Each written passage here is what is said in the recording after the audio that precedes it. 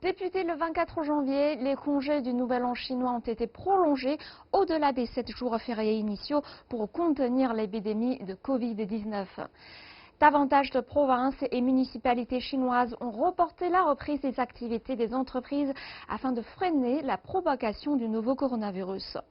Dans toute la Chine, seuls les secteurs agricoles et alimentaires et certaines usines de masques ont quasi maintenu leur productivité pendant les jours de congés prolongés, tandis que les autres industries ont redémarré progressivement depuis le 10 février. Selon les derniers chiffres, à partir du 10 février, environ 76% de la capacité de production de masques du pays avait été récupérée et environ 95% de production alimentaire avait repris la production. L'approvisionnement en gaz naturel, en électricité et en pétrole raffiné est suffisant et les secteurs de l'aviation civile, des chemins de fer et des transports maritimes sont en fonctionnement normal. Et depuis le 12 février, plus de 80% des unités de production appartenant aux 96 entreprises d'État administrées par le gouvernement central avaient repris la production.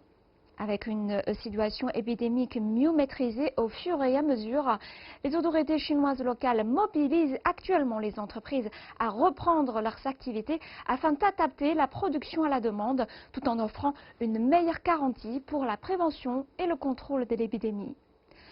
Le 13 février, le ministère de l'Industrie et des Technologies de l'Information chinois a donné la direction sur la promotion de la reprise de la production.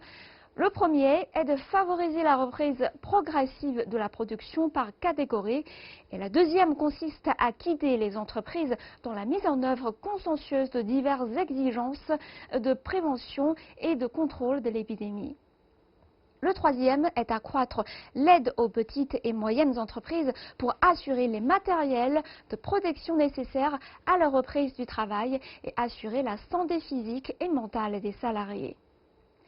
En outre, 60 membres du personnel spécial ont été envoyés dans 13 provinces et villes pour aider les entreprises à résoudre les difficultés pratiques en matière de matières premières, de main-d'œuvre, de capital et de transport rencontrées lors de la reprise de la production afin de réaliser un approvisionnement efficace.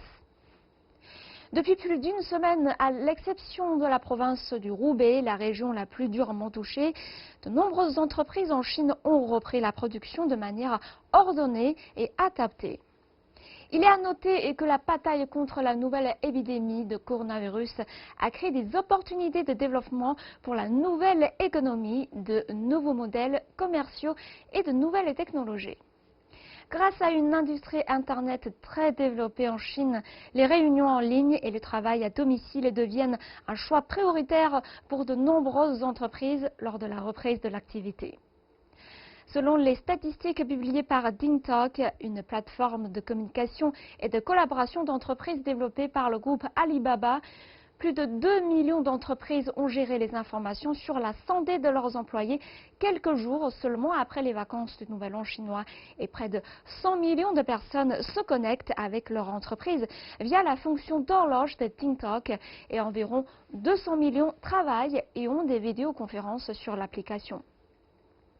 Dans les secteurs de la consommation, la situation particulière provoquée par l'épidémie donne également naissance à une demande accrue sur les plateformes de livraison en ligne. Les entreprises concernées répondent activement à cette demande et garantissent l'approvisionnement. Des ralentissements positifs de propagation du virus se sont vus dans de nombreuses régions en Chine et nous sommes confiants et vigilants dans cette bataille qui ne peut pas être perdue. L'économie chinoise entrera lentement mais sûrement dans la bonne voie.